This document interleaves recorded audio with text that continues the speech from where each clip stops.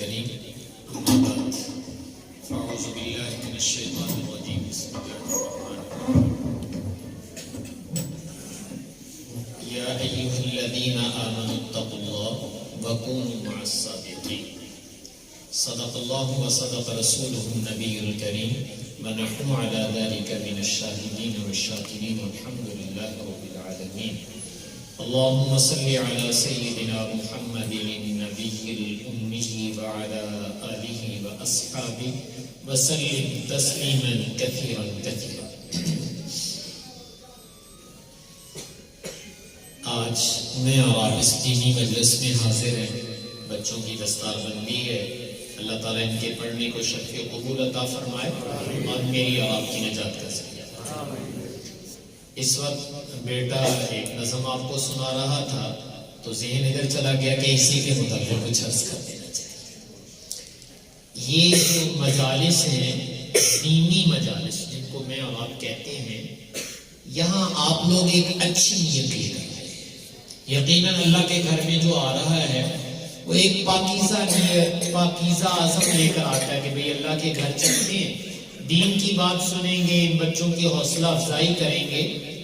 اور اچھی نیت سے آنے والا وہ اللہ کے دربار سے کبھی محروم نہیں. یاد رکھیے، جو ملتا ہے نا آدمی کو، اگرچہ علماء مشائخ وہ ذریعہ ہوتے ہیں، لیکن جو ملتا ہے وہ آدمی کی اچھی نیت کی وجہ سے. جتنی پاکیزہ نیت کرے گا اللہ تعالیٰ اس کو عطا فرما دے گا.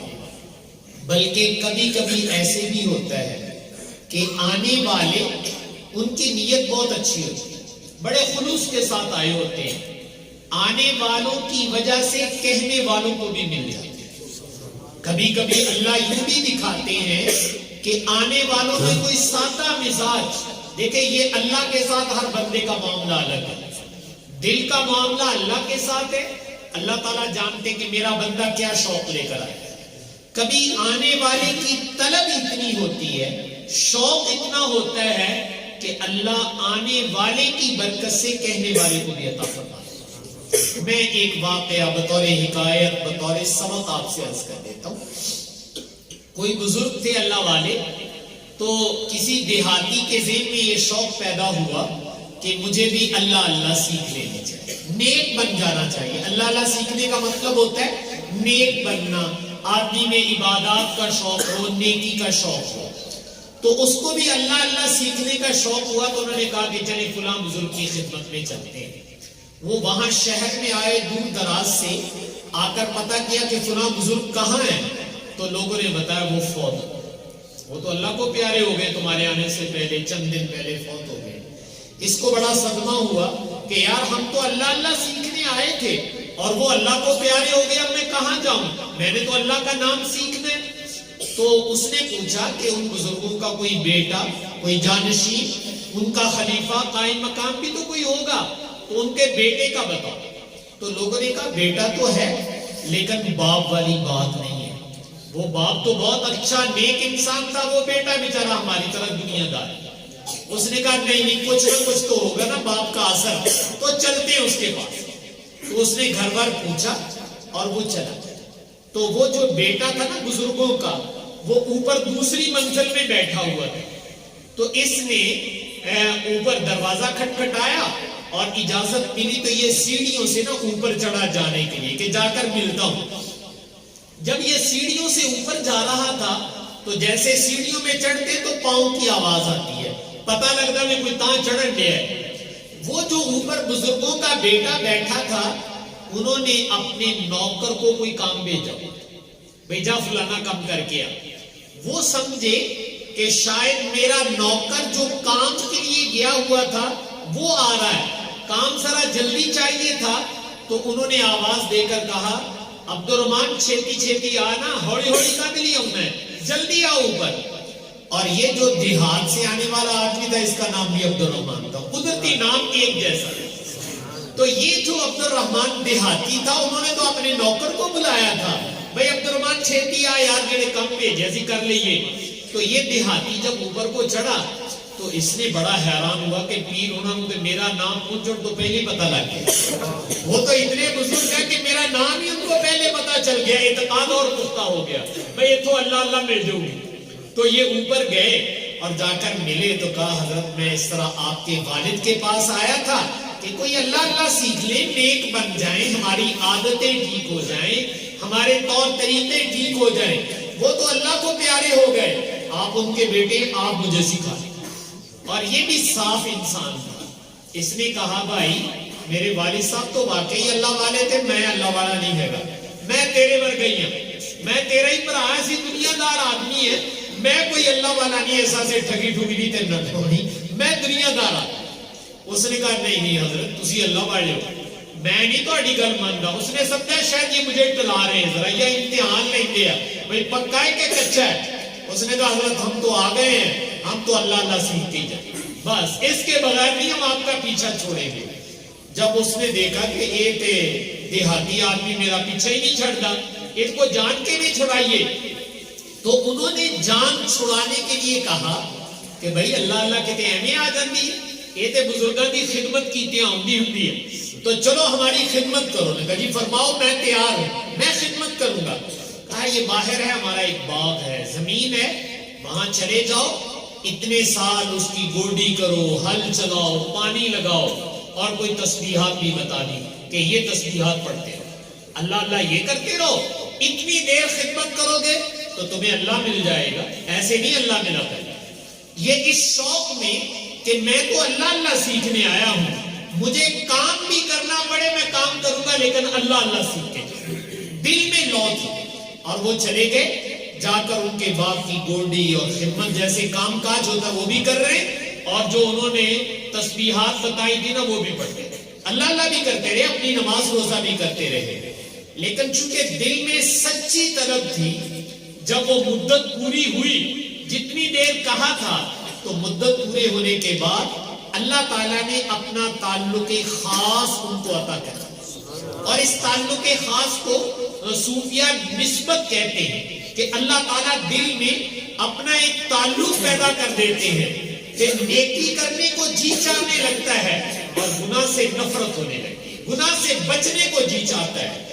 وہ نسبت جب مل گئی, اللہ کا تعلق مل گیا اس دیہاتی کو, تو بڑا خوش ہوا کہ چلو بھئی اتنے سال محنت کی تھی, اللہ اللہ پہ آ گئی, اللہ سے تعلق مضبوط ہو گیا ہے.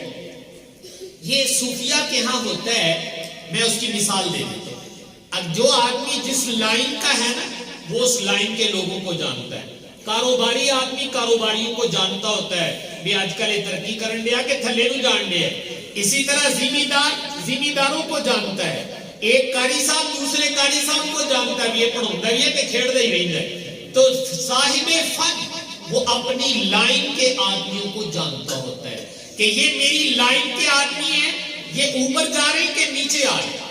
تو چونکہ یہ صاحب نسبت بن گئے تھے, تو انہوں نے روحانیت میں دیکھا کہ اس علاقے کے جو باقی لوگ ہیں, علماء, مشائخ, پیر, ان کا مقام کتنا کتنا اونچا ہے. تو ان کو اندازہ ہوا کہ فلاں بزرگ کا مقام اتنا اونچا ہے, فلاں کا اتنا اونچا ہے. باقی سب کے مقامات کا پتہ چل گیا, لیکن جڑے اپنے پیر صاحب سی نا انہاں دا مقام نہیں نظر آیا. تو وہ سمجھا کہ انہاں دا مقام اتنا اونچا ہے بھی ساڈی پہنچ تو باہر ہے, وہ نہیں ہمیں پتہ چلے گا کہ وہ کتنا اونچا ہے. تو خیر وہ آئے فارغ ہو کر اپنے اس بزرگ کے پاس آ کر کہا حضرت آپ کا بہت احسان, آپ نے جو تسبیح پڑھنے کے لیے بتائی تھی, جو ذکر اذکار بتلائے تھے, وہ الحمدللہ کی اور خدمت کی, اللہ مل گیا ہے, اللہ کا تعلق مل گیا ہے, میں شکریہ ادا کرنے آیا ہوں. تو ایک گل بھی پوچھنا.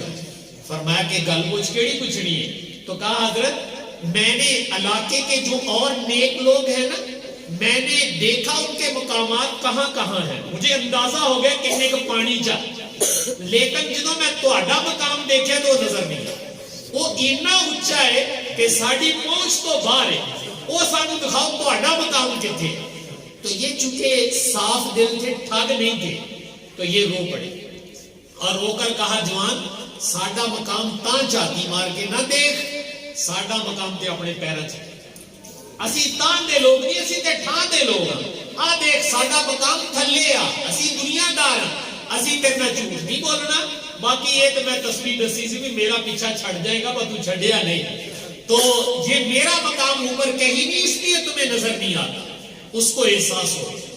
اس نے وہیں بیٹھے بیٹھے ایک دعا مانگی، اس نے کہا یا اللہ سانو تے تو ملیا انہاں دی تسبیح دسی، انہیں تسبیح دسی اسی پڑھنا شروع کر دیتا سانو مل گئے، تے جے انہاں دے دسیا سانو مل گئے تے ساڈی دعا یا اللہ انہاں نوں بھی مل گئے، ان کو بھی صاحب نسبت کر دے۔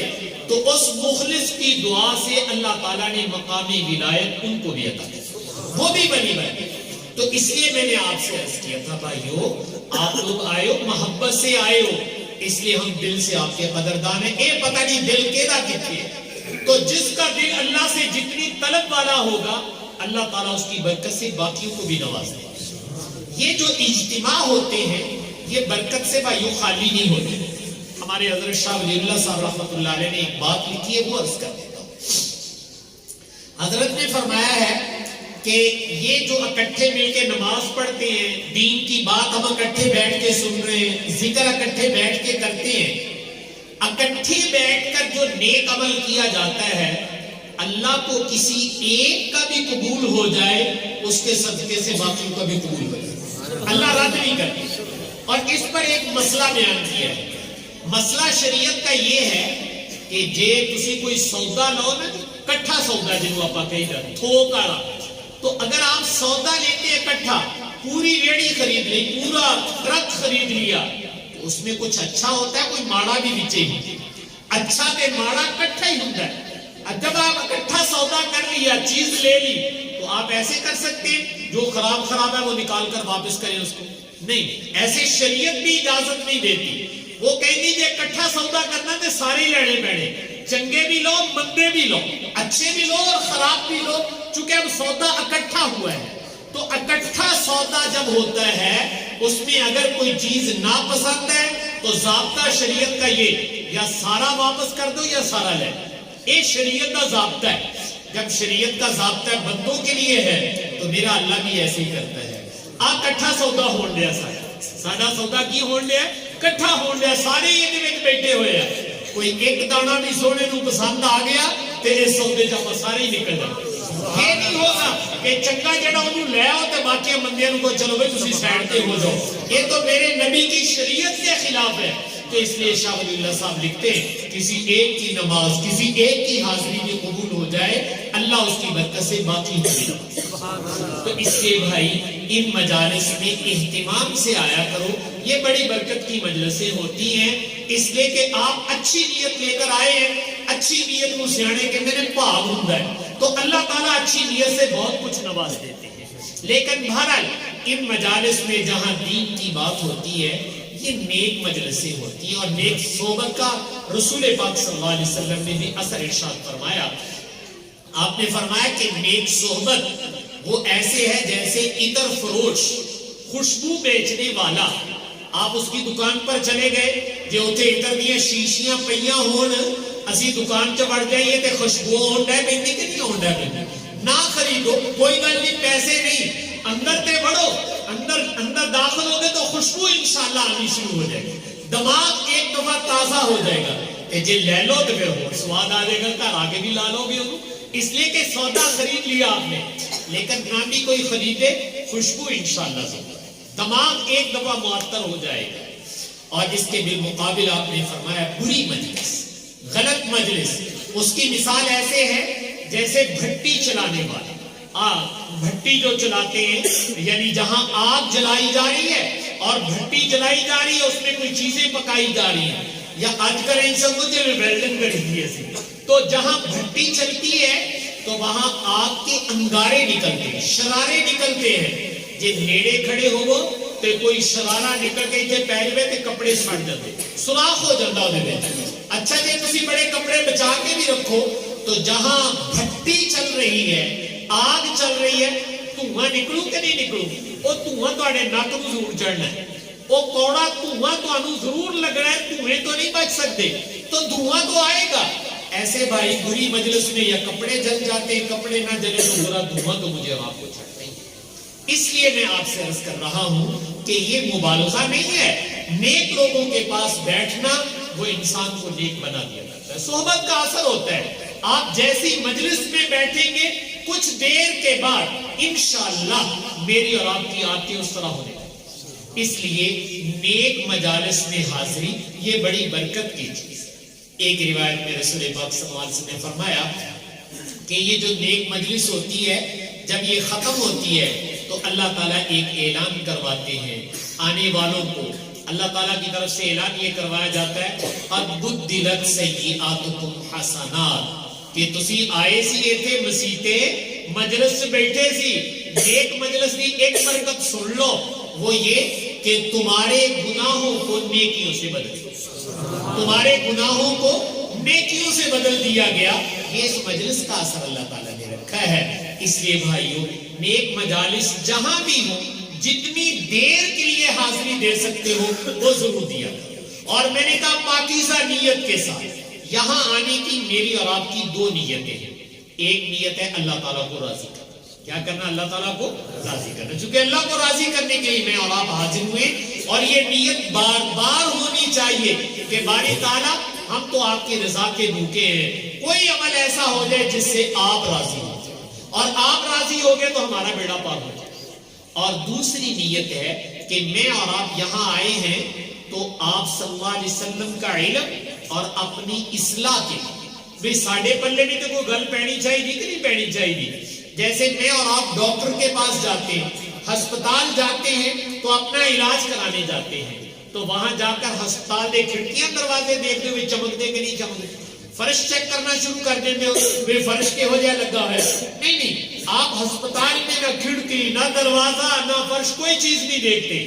آپ ڈاکٹر کو ملنا چاہتے ہیں, ڈاکٹر صاحب چیک کر کے دسو میرے تکلیف کی, ٹھیک ہے. جب وہ تشخیص کر لیں پھر انہوں کہتے جی دوائی لکھ دو تاکہ میں دوائی کوئی انجیکشن لانا ہے کوئی ٹیکا لانا ہے وہ لا دو تاکہ میری بیماری دور ہونی چاہیے.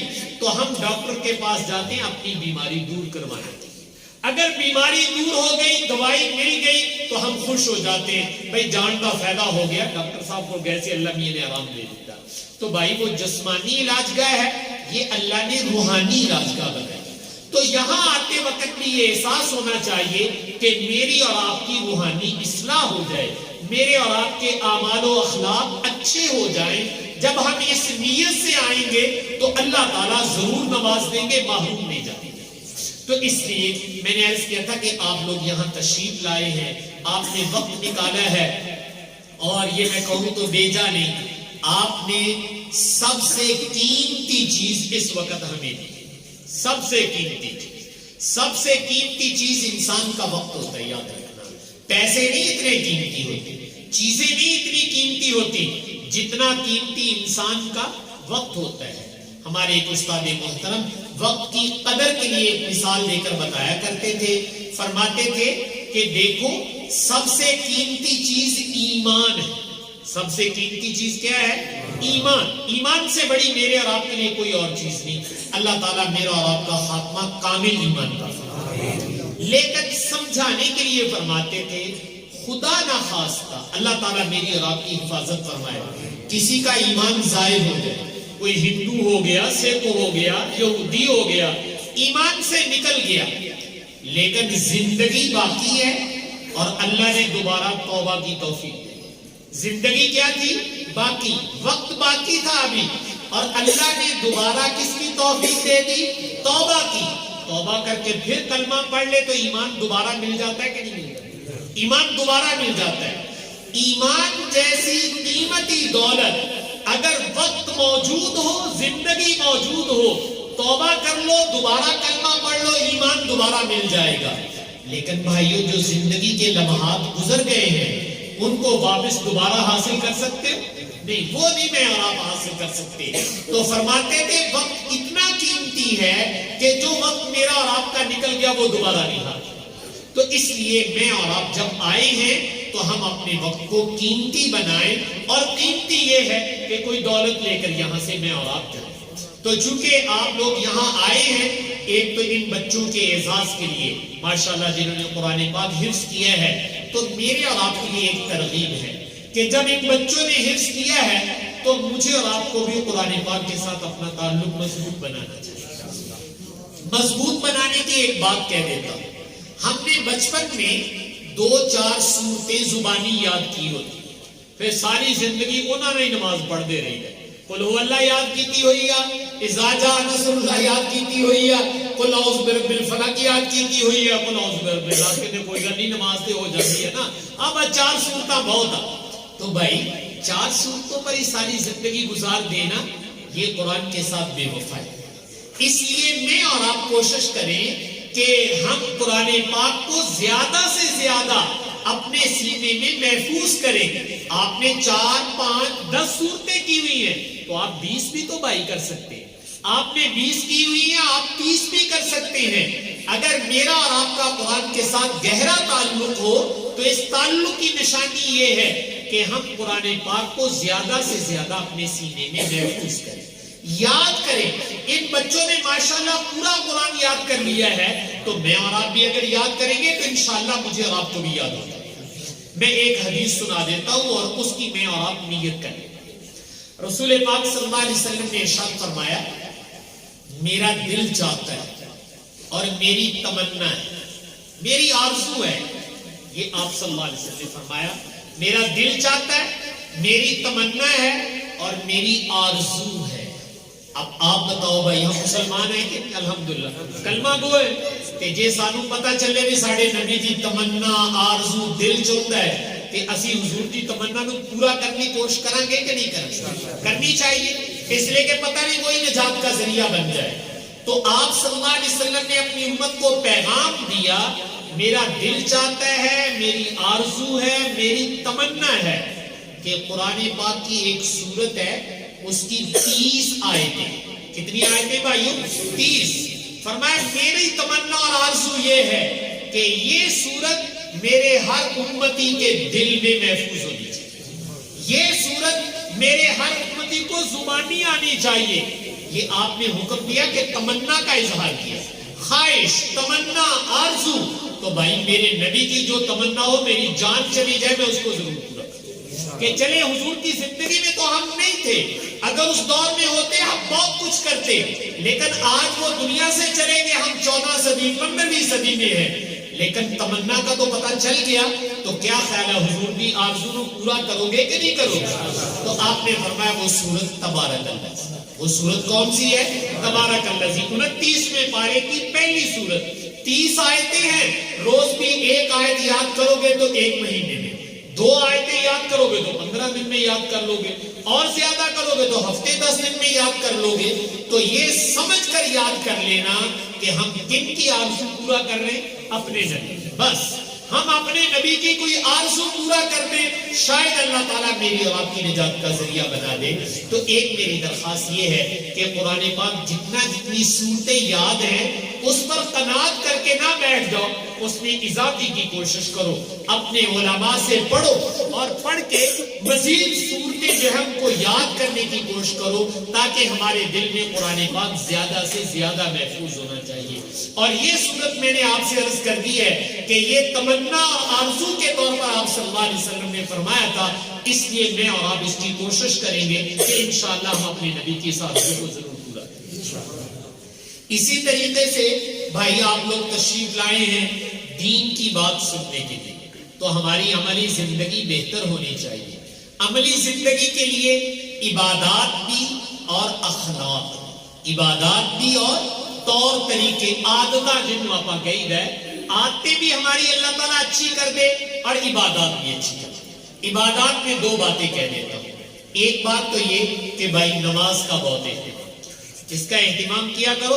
نماز کا جہاں بھی وقت ہو جائے نماز ضرور پڑھو، نماز میں سستی نہ ہونے دو، اس لیے کہ یہ بڑی برکت کی چیز ہے. دیکھو میں اور آپ جتنی بھی عبادتیں کرتے ہیں وہ اللہ تعالیٰ کو خوش کرنے کے لیے ہے، کہ اللہ تعالیٰ راضی ہو جائے. اللہ تعالیٰ کو ہماری عبادات میں سے سب سے زیادہ جو عبادت پسند آتی ہے وہ نماز کی. نماز اللہ میاں کو سب سے زیادہ پسند ہے. آپ قرآن میں پڑھ کے دیکھیں، اقیم الصلاۃ، نماز پڑھو نماز پڑھو. اللہ نے اتنی دفعہ قرآن میں کہا ہے جس سے پتا چلتا ہے کہ اللہ تعالیٰ کو اپنے بندوں کی عبادات میں سے نماز سب سے زیادہ پسند ہے. اسی لیے حدیث میں کہا گیا الساجد یسجد علی قدمی الرحمن، کہ سجدہ کرنے والا ایسے نہ سمجھے کہ میں زمین پر سجدہ کر رہا ہوں. سجدہ کرنے والا در حقیقت اپنا سر اپنے اللہ کے قدموں میں رکھ دے. تو اس لیے بھائی اللہ کے قدموں میں سر رکھنے کا موقع مل جائے اس سے بڑی کیا سعادت ہے. ہمارے ہندوستان کے بہت بڑے بزرگ گزرے ہیں, شاہ فضل الرحمان صاحب گنج مراد آبادی رحمت اللہ علیہ. ایک دفعہ ہر تحکیم الامت کو فرمانے لگے, مولوی اشرف علی تجھے کیا بتاؤں, جب میں نماز پڑھتا ہوں نا تو میں سجدے سے جانا ہے, سجدہ جب میں کرتا ہوں تو مجھے یوں لگنے لگتا ہے جیسے اللہ تعالیٰ پیار سے میری کمر پہ ہاتھ پھیر. مجھے تو سجدے میں اتنا مزہ آتا ہے بھئی اللہ میری کمر پہ ہاتھ پہ رنڈے ہے, میری کمر پہ ہاتھ پھیرے, جیسے ماں اپنے بچے کے گود میں لے کر کمر پہ ہاتھ پھیرتی ہے. اور میں مولوی اشرف علی کیا پوچھتے ہو, جب میں سجدہ کرتا ہوں مجھے تو یوں لگنے لگتا ہے کہ اللہ میرے ساتھ پیار کر رہا ہے. ہمارے ہندوستان کے ایک اور بڑے بزرگ ہیں حاجی امداد اللہ صاحب مہاجر مکی رحمت اللہ علیہ. ایک دفعہ مریدین نے پوچھا, حضرت جی اللہ تعالیٰ نے آخرت بخش دیتا, رحمت ہو گئی کہ اللہ میاں نے جنت چکال دیتا, تو اللہ میاں نے کہا امداد اللہ مانگو, کیا مانگتے ہو, تو کی مانگو گے تسی یہ دس دیو تاکہ سانو بھی پتہ لگے ساڑھے پیر صاحب منگن کے اسی بھی وہی منگنا. تو ہر نے فرمایا بھائی اگر اللہ کا فضل اور رحمت ہو گئی, بخشش ہو گئی, اور اللہ نے پوچھ لیا امداد اللہ کی چاہیے ہے, تو ہم ایک درخواست کریں کہ یا اللہ ساڈا دل تے اے چاہتا ہے میں اے تہاڈا عرش ہوے تے تھلے مصلا بچھاؤن دی جگہ مل جائے, تہاڈے عرش تے تھلے کھڑے ہو کے نماز پڑھن نوں دل کردا. ساڈی چاہ یہی ہے کہ ساڈے سر تے عرش ہوے تھلے کھڑے ہو کے اسی نماز پڑھیے, جے ساڈی چاہت کچھ نہیں تے بھی کرے. تو اس لیے بھائیو نماز کا اہتمام کرو. آپ صلی اللہ علیہ وسلم نے فرمایا جعلت قرۃ عینی فی الصلاۃ, میری آنکھوں کی ٹھنڈک کس میں ہے, نماز میں. تے جے آپ نماز پڑھیں گے تے کیدیاں اکھاں ٹھنڈیاں ہون گیاں, ساڈے نبی. اس لیے نماز کا اہتمام. دوسری چیز اللہ تعالیٰ کو یاد کیا کرو, ذکر کر لیا کرو, اللہ تعالیٰ کو ضرور یاد کرو, چل دے پھر دے کر لیا کرو. جے بے نہیں ہوندا چل دے پھر دے اپنے کم کاج دے اوتے اللہ اللہ کرتے رہنا چاہیے. رسول پاک صلی اللہ علیہ وسلم کی خدمت میں حضرت ام ہانی رضی اللہ تعالیٰ عنہ تشریف لائی اور عرض کیا رسول اللہ میں ہن میرے کو بہتا نہیں کوئی ہوتا, کوئی بیٹھ کے وظیفہ دس دیو بے جڑی بیٹھی کوئی کر دی رہا کر. تو آپ صلی اللہ علیہ وسلم نے ایک وظیفہ بھی بتلایا, لیکن آپ وظیفہ اور عمل بتلانے سے پہلے اس کا شوق پیدا کریں تاکہ دل میں ولولہ پیدا ہو, پھر کرنے میں دل کرتا. تو آپ صلی اللہ علیہ وسلم نے فرمایا ام ہانی تجھے ایک عمل بتلاتا ہوں, بتاؤ تم پہلے کہ کیا اس زمانے میں انسانوں کی خرید و فروخت ہوتی, انسان بھی بیچنے ہوندے سے, دیکھو گدھے گھوڑے گائے اونٹ اس کی کتنی قیمت ہے, تو انسان کی قیمت تو بہت زیادہ ہوتی, غلام اس کو کہتے تھے. تو آپ نے فرمایا کہ ام ہانی کیا یہ ممکن ہے 100 غلام 100 انسان خرید تے خرید کے اللہ دے نام دے آزاد کر, اللہ کے نام پر ان کو کیا کر دو, آزاد کر دو. تو عرض کہ یا رسول اللہ یہ بڑے پیسے چاہیے نے, ایک کون بندہ 100 غلام خریدے تو خرید کے آزاد کر دے. اور آپ نے فرمایا یہ تو کوئی مشکل نہیں ہے, تم بیٹھ کے پڑھو سبحان اللہ سبحان اللہ سبحان اللہ 100 دفعہ پڑھ لو. فرمایا 100 دفعہ پڑھ لو گے اللہ تمہیں 100 غلام آزاد کرنے کا ثواب. سبحان اللہ. اور پھر کیا فرمایا ام ہانی کیا یہ طاقت ہے کہ 100 گھوڑے, اور پہلے گھوڑے خریدو پھر ان کے اوپر کھانے پینے کا سامان لا دو لوگوں کی ضروریات کا, اور یہ 100 گھوڑے بما ساز و سامان اللہ کے راستے میں, 100 گھوڑے بما ساز و سامان, ان پہ ساز و سامان لادا ہوا ہے, یہ سارا اللہ کے راستے میں دے دو. تو عرض کیا رسول اللہ ادھے آسے بھی پیسے چاہیے, تو آپ نے فرمایا الحمدللہ الحمدللہ الحمدللہ 100 دفعہ پڑھ دو, اللہ 100 گھوڑے ساز و سامان سمیت اللہ کے راستے میں دینے کا اجر و ثواب تمہیں عطا فرمائے. اور پھر آپ نے فرمایا کہ 100 اونٹ تم قربان کرو, اللہ کے نام پہ کیا کرو, قربانی دو, اور اللہ تعالیٰ قبول بھی کر لے. یہ کر سکتی ہے؟ تو عرض کیا یا رسول اللہ اس کے لیے بھی تو پیسے چاہیے. تو آپ نے فرمایا بیٹھ کے پڑھو اللہ اللہ اکبر اللہ اکبر, 100 دفعہ پڑھو گے اللہ تمہیں 100 اونٹ اپنے نام پر قربان کرنے کا اجر و ثواب عطا فرمائے. دیکھیں میں اور آپ تو نہیں کرتے, لیکن قربان جائیں. ہمارے نبی پاک صلی اللہ علیہ وسلم نے حجۃ الوداع کے موقع پر 100 اونٹ ذبح اللہ دے نام پہ کتنی قربانی دیتی تھی, ایک بکرا دیتا ہے, نہیں 100 اونٹ آپ نے ذبح کیا تھا اللہ کے نام پر، امت کو بتانے کے لیے بھی اللہ دے نا تے سنگ سنگ کے نہیں دئی دا ہوندا، اللہ دے نا تے کھلے دل نہ دئی دا، تو آپ نے 100 اونٹ ذبح کیا اور آپ کا ایک معجزہ بھی ظاہر ہوا۔ جب آپ ذبح کرنے لگتے تو اونٹ ڈھونا دے اوکھی کر لے، اس کو تو ذبح کرنا ہی بڑا مشکل ہوتا ہے، لیکن حدیث میں آتا ہے جب آپ ذبح کرنے لگتے تو اونٹ خود آگے بڑھ کر اپنی گردن پیش کر دیتا کہ یا رسول اللہ تو اڈے ہاتھ رکھ کے دیکھ کے چھری چل جائے مزہ ہی آ جائے، تو گردن آگے پیش کر دیتے تھے کہ یا رسول اللہ ایتھے چلاؤ ذرا چھری تاکہ آپ کے ہاتھوں سے ذبح ہو۔ نہ شود نصیب دشمن کے شود ہلاک تیغت، سرے دوستاں سلامت کے تو خنجر آزمائی۔ فارسی کے ایک شاعر ہیں، وہ کہتے ہیں نہ شود نصیب دشمن کے شود ہلاک تیغت، تو اڈے ہاتھ نہ چھری اگر چلے نا تو اسی دشمن دے گڑے تے نہیں چلن دینی، تو اڈے ہاتھ نہ چھری بھی چلے تے ساڈی گردن حاضر، ایتھے چلاؤ تو اڈے ہاتھ والی چھری ایتھے چلنی چاہیے۔ تو جانور آگے بڑھ کے اپنے آپ کو پیش کرتے تھے، اور پھر آپ نے فرمایا ام ہانی لا الہ الا اللہ، یہ بھی 100 دفعہ پڑھ لیا کرو، اس کی برکت بتاؤں؟ فرمایا یہ زمین و آسمان کا خلا نہیں جو نظر آتا، یہ سارا اللہ نیکیوں سے بھر کے تمہیں۔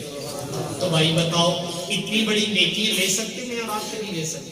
دنیا نہیں ویسے آپ نہیں اکٹھی کر سکتے، پاویں دل لاؤ شفٹاں لاؤ جنہ دل کردا کر لو، کی خیال ہے دنیا دے پیسے اتنے اکٹھے کر سکتے ہو کہ زمین و آسمان پیسے نہ بھر دئیے، کنک نہ بھر دئیے، کسی ہور شے نہ بھر دئیے، جے لا سکتے زور تے لا کے دکھا لو۔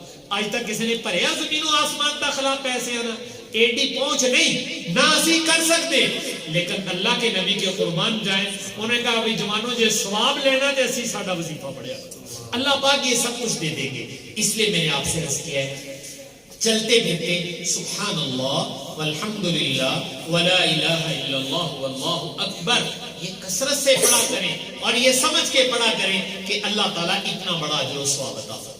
تو کریں گے بھائی اللہ تعالیٰ کو بھی، نماز کا اہتمام بھی کریں گے۔ اب ایک آدھ بات جو ہے وہ عادت کے متعلق کہہ دیتا ہوں، عادت بھی سانو ٹھیک کرنی ہے۔ مسیطے تسی آؤندے ہو، جلسے سوندے ہو، تو جب میں اور آپ جلسے سے واپس جائیں گے تو گھر والے کون سا مجھے اور آپ کو دیکھ رہے ہیں یہ مولویوں کی گلا سن کے آئے کہ باہر ہی پھر کے آ گئے، وہ تو نہیں دیکھنے آئے۔ ان کو کیسے پتا چلے گا کہ واقعی یہ جلسہ سن کے آئے ہیں؟ وہ پتا چلے گا جب میں اور آپ گھر جائیں تو میری اور آپ کی عادتیں بھی بدلیں، یہ بولنے کا طور طریقہ بھی بدلے۔ اگر میرے اور آپ کے بولنے کا میل ملاپ کا طور طریقہ اچھا ہوگا تو گھر والوں کو پتا چل جائے گا بھی مسیطے کو یہ ہن رنگ چڑھنا شروع ہو گیا، یہ مسیطے جاننا ہے، یہ دیاں عادتاں بدلنیاں شروع ہو گئی، اینوں دھکا لا کے بھیجیا کرو مسیطے، پھر گھر والے انشاءاللہ تانوں دھکا لا کے مسیطے بھیجیا کریں گے۔ اگر میری اور آپ کی عادات بھی ٹھیک تو یہ مسجدیں صرف عبادت کے لیے نہیں ہے میں 5 بجے آؤ کہ مسجدیں نماز پڑھ کے چلے جاؤ، نہیں، نماز کے ساتھ میری اور آپ کی عادات اور طور طریقے بھی ٹھیک ہونے چاہیے، بول چال بھی ٹھیک ہونی چاہیے، رویے بھی ٹھیک ہونے چاہیے۔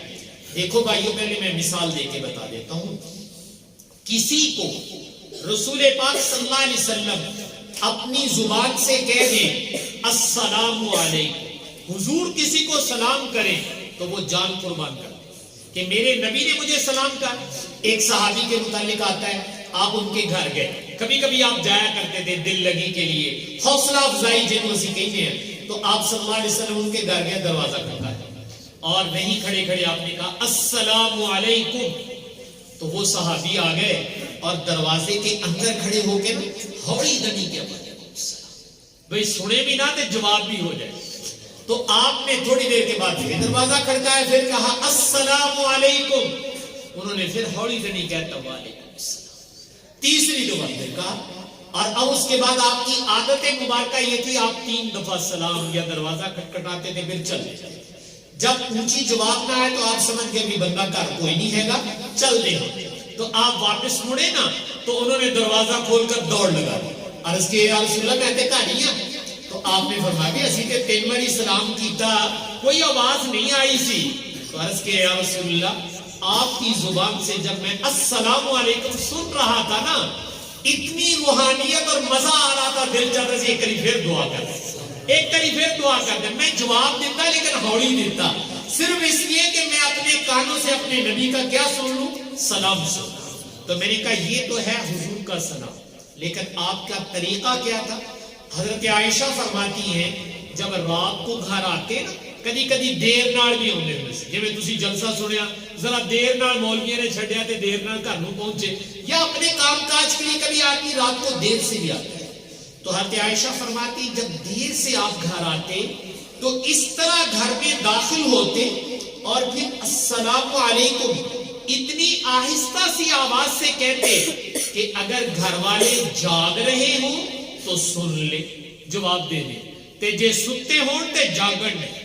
ساڑھے سلام کہنا انہاں دی نیند نہیں خراب ہونی چاہیے. یہ رسول پاک صلی اللہ علیہ وسلم، حالانکہ حضور کے سلام سے میری آنکھ کھل جائے، میری تو جان بھی قربان چلی جائے تو میں کر دوں کہ میں اپنے کانوں سے اپنے نبی کا سلام سن لوں. لیکن حضرت عائشہ فرماتی ہیں کہ جب گھر آتے تھے تو اگر دیر سے آتے تو اس طرح سلام کہتے کہ جے آنکھ لگی ہوئی ہوتی کسی دی کہ آنکھ نہیں کھلنی سی، حالانکہ سلام کہہ رہے. تو بھائی میں اور آپ سوچیں اسی جو رات کو کتے دیر نہ آئی گا ہے تے صرف گھر والے نہیں پورا محلہ ہی اٹھا دیا، پورا محلہ ہے. بیل بھی انج زور دی بجائی دی، بوا بھی انج کٹی دا ہے، پورے محلے نو پتہ چل جائے میاں صاحب آ گئے نے، چودھری صاحب آ گئے نے. تو یہ طریقہ نہیں ہے بھائیو، یاد رکھنا. تو میں اور آپ اپنی عادات بھی ایسی بنائیں کہ جب ہم اپنے گھروں کو جائیں تو گھر والے واقعی محظوظ ہوں. ازواج مطہرات کا ایک جملہ ہے رسول پاک صلی اللہ علیہ وسلم کے بارے میں. ازواج مطہرات کہتی ہیں کہ جب سرور کونین صلی اللہ علیہ وسلم گھر آیا کرتے تھے نا تو ہمیں یوں لگتا تھا جیسے ہمارے گھر میں موسم بہار آتی. جب حضور گھر آتے تھے تو گھر والے کہتے یوں لگتا تھا جیسے ہمارے گھر میں موسم بہار آ گیا. ہمیں بھی اللہ تعالیٰ اپنے نبی کی پیروی میں اپنے گھروں میں یوں رہنے کی توفیق عطا فرمائے. اس لیے گھروں میں یوں رہنا یہ بھی بھائیو دین ہے، اور یہ بھی میں اور آپ یہاں سیکھنے کے لیے آئے ہیں. تو اس لیے میں نے عرض کیا تھا کہ میں اور آپ اپنی عادات کو بھی یہاں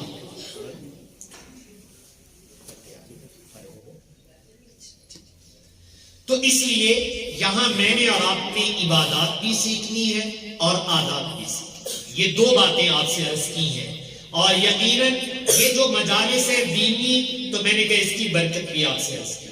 ایک بات کہہ دیتا ہوں، حضرت مفتی اعظم پاکستان مفتی محمد شفیع صاحب نور اللہ مرقدہ، اللہ تعالیٰ نے بہت اونچا مقام عطا فرمایا تھا.